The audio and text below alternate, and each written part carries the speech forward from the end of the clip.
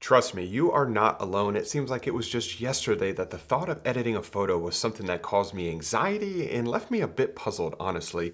I knew if I wanted to take photography seriously when I was a beginner, I was going to have to become comfortable with photo editing, but it was definitely a struggle that I had to overcome. But after years of practice and making a boatload of mistakes, I was able to overcome this fear, which resulted in a dramatic improvement in my photography. But there was always something that I felt was I guess a bit boring about many of my photos. But once I was able to figure out the cause, that's when it all started to come together for me. And that's what I want to share with you today. So to jump right into it, this is an image from my workshop in Colorado from this past fall. What I'm going to do is first I'm just going to come up here to the basics section, but I wanted to drive home this point that this photograph right here looks like a standard image. It's overexposed. You know, it was a the sunrise coming up here through a lot of very bright light up through these mountains. So I definitely had to expose for the sky, but the overall photograph is very underexposed, which is super, super common for many of my images, especially when I was first getting started. So I feel like this is a great example of this technique in practice, if you will.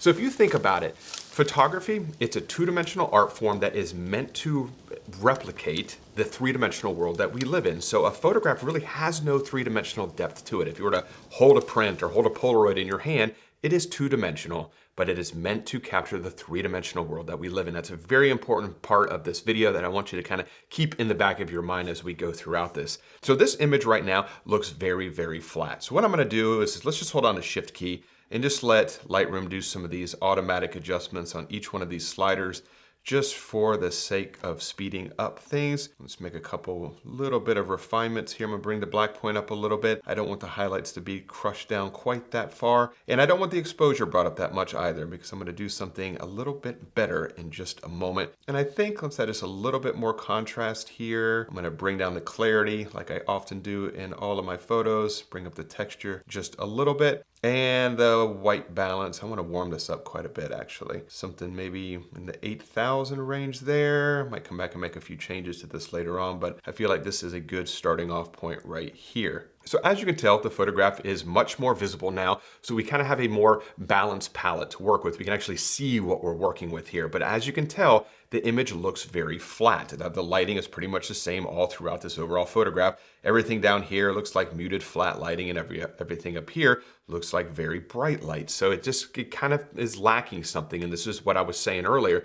This is a perfect example of photographs of mine that I felt were kind of boring. But this technique that I'm about to show you is something that really started to kind of drive or make things click for me, if you will.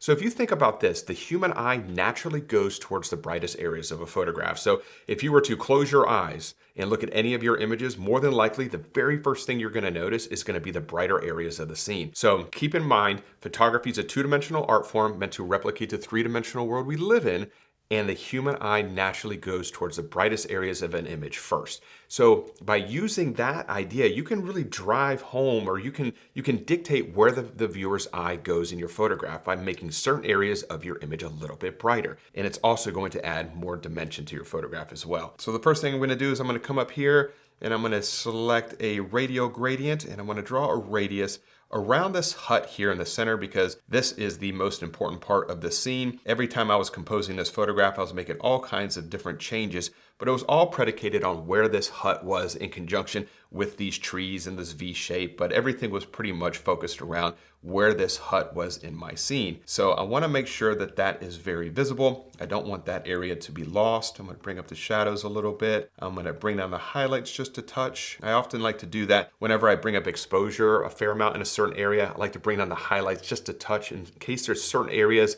that are starting to get a little bit overexposed. That highlight slider will take those brightest areas, kind of bring them down just a little bit to be safe. I think that looks pretty good. Maybe come down here and add just a little bit of warmth to this area. I think something to maybe about right there looks good. And let's toggle this on and off.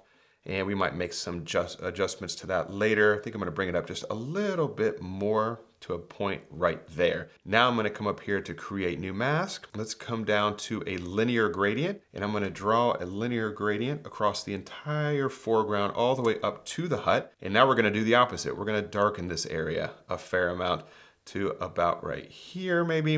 We'll bring up the highlights a little bit just so those areas of the trees that are brighter are not completely lost. So let's toggle this on and off and see what that looks like. That is starting to look pretty good right there. And since the hut is the star of the show, it's the main reason, or I should say the most important component of this composition, I really want to enhance that area. I want to make sure that the viewer definitely can see that hut. So I'm going to come up here to create new mask, and let's do object selection. And I'm going to change this to the marquee and draw a square around the hut. And as you can see, perfect mask right through there. Let's bring up the exposure of the hut a little bit. Maybe open up those shadows just a little bit as well. And I'm going to come down here to texture because I want to really enhance that area. I'm not going to use clarity because watch what happens when you use clarity. Clarity actually adds a lot of luminance to certain areas. So if you're planning on using a lot of clarity, you're going to make that area a lot brighter. And since we're already making the hut brighter, I don't need to make it even more brighter. So I'm going to lean more on texture here. So I'm going to take that clarity to 0. And let's bring this texture up a fair amount. As you can see, it doesn't make it nearly as bright. So something maybe about right here. And let's toggle that on and off. So it's a very subtle difference, or subtle change, I should say, but it is definitely impactful. Now I'm going to come up here and do a linear gradient. And I'm going to drag this across the entire sky because this area up here is far too bright. And I'm not using select, let me just show you this real quick. I'm not using select sky because if I were to use select sky, it would just obviously target the sky and it would leave the mountains alone, and I don't want that. So I'm going to come up here to linear gradient, and it's going to draw a linear gradient across the sky here. And let's just bring down the highlights. I'm not going to do anything with exposure, just highlights, maybe add a little bit of positive dehaze just to kind of clean up that area. I think that's a little bit too much. So maybe about right here, I think looks good. And let's toggle that mask on and off. Big difference right there, but I think that looks much, much better. And as you can see, that photograph is already starting to get a little bit more dimension. I used a term in a video a while ago that you all loved, and it was complexifying the light. And it creates a more dynamic lighting scenario. So when everything in your scene, it kind of has the same light to it, the same flat lighting, it makes it look very two-dimensional. It makes it look very boring. But by darkening certain areas of your scene and brightening other areas of your scene, that complexifies the light, makes it much more three-dimensional, makes it much more realistic, almost like you could reach into the photograph, like you're really standing there looking at the scene. And that's exactly what we're doing right here. So now what I'm going to do, now that I can actually see the scene, I'm going to make a couple quick adjustments here. So first, let's just come over here. I'm going to add a vignette to this photograph. I got a couple more masks I want to apply, but I want to do this first. So just a real subtle vignette. I'm going to come over here to the color mixer section. And those shadows up there are a little bit too blue for my liking. So I'm going to bring down the blue saturation to maybe about right here. Let's come over here to the color mixer section. Let's boost these up a fair amount. I'm going to take the blue primary. When you're editing fall color, this right here is a game changer. So I'm going to move these to the hue to the left a little bit. Come over here to green primary, and I'm going to move this one over to the right. If I move it to the left, you can see what it does to the fall color. But I really want to make those fire tips of those trees really start to stand out. So let's take the saturation here and bring it up a fair amount. If I take the hue to the left, more red. If I go to the right, all orange. I don't want all orange.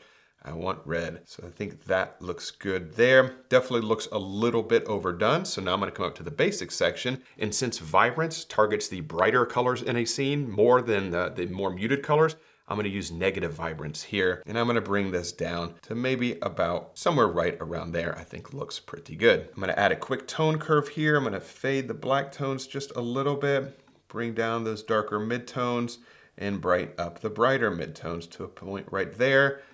As I toggle this on and off, you can see what that's doing. Add just a little bit of contrast to the scene. Maybe bring this down just a little bit more right there. I think looks nice. Now I want to really enhance the light that's coming into the scene. You can clearly see the direction that the sun is coming in. The sun is already starting to it was hitting the mountains in the background. It was starting to come into this little valley area where the hut is. So I want to emphasize that. But I'm going to use a radial gradient to do such. Big radial gradient across here. Let's put it on an angle. Got a cool little trick here to show you in just a second with this. Kind of angle it down just a little bit more and drag it across. I'm using a really soft feather on all of these. I probably should have mentioned that. Instead of a real abrupt transition, a feather of 0 creates that. I want it to be super, super soft. So I usually will use a feather of 75 to 100, somewhere in there. I think creates the most realistic and pleasing look. I think I'm going to drag it down just a little bit here. And then I'm gonna bring up the exposure just a touch, open up those shadows a little bit, bring down those highlights just a touch. Let's warm this up a fair amount because that is the sunlight coming through here. And what's kind of cool is if you use dehaze, but not positive dehaze, negative dehaze, it kind of creates a very realistic look as if it really is the sunlight's coming in. You know, if you imagine sunlight coming through anywhere outside, it always has this kind of softer, diffused look to it. By using negative dehaze is a great way to replicate that look. So I think that is starting to look pretty good. Maybe just dial it back just a touch, and let's toggle that on and off. Before and after, that looks very nice. I'm gonna come back here to this radial gradient in the center, which was the very first mask that we did. I'm gonna brighten it up just a little bit more and just kind of drag it down here just a touch more. Make it a little bit wider to a point right there. And I think that this is starting to look really, really good. Now what I wanna do is I'm gonna come over here back to the library section. I wanna show you a cool little before and after comparison. I'm gonna create a virtual copy of this, which is right here. Go to the develop module, and I'm gonna delete every one of these masks that I did in this version. So delete all the masks. And the purpose of this is this right here on the right is very often how I would edit a lot of photos. And these are the images that I felt were kind of boring. They just really lacked something that wasn't super exciting to me. And it wasn't until I started to realize that you gotta try, or a photograph becomes very interesting when it starts to have a little bit of 3D to it and it doesn't look so flat. And an amazing way to do that is starting to pay attention to the areas of your scene that are most important. And those are the areas you might want to brighten a little bit and darken the entire photograph and selectively bring back brighter exposure in certain areas here. What's really neat here is if I go back and forth to this, look at what we did here. So this is the image with no masks, and this is the completed image with the mask. We basically took the light in the upper right-hand corner and brought it down to the center of the scene. And I personally feel like this photograph definitely is more interesting than this image right here. So this is the final version. This is a version with no mask. Final version with no mask. And I'll put them both on the screen here again so you can easily see the two. But there is a massive difference. So when I started to really think about photography that way, about really asking myself, you know, Mark, like here's a photograph that you're about to edit. What are the things that you like most about it, Mark? And those are the areas that I want to bring back exposure, paying attention to the light, wherever the light is in that scene, maybe enhance the exposure in that area too. But the days of just making everything in your scene just brighter and bringing up the exposure, that really creates a very flat photograph. So thinking about how can you complexify the light to create a more dynamic lighting situation will almost 9 times out of 10 will always make your photograph a little bit better. So I do hope that that information was helpful. If you have any questions about anything I covered in this week's video, please leave those in the comments section below, and I will do my best to get back in touch with you as soon as humanly possible. And if you did enjoy this week's video, if you could, give it a thumbs up, subscribe to the channel if you're not subscribed already. And as always, I really, really do appreciate you spending a little bit of your time to spend it with me here today. And I will see you all next Wednesday. Bye.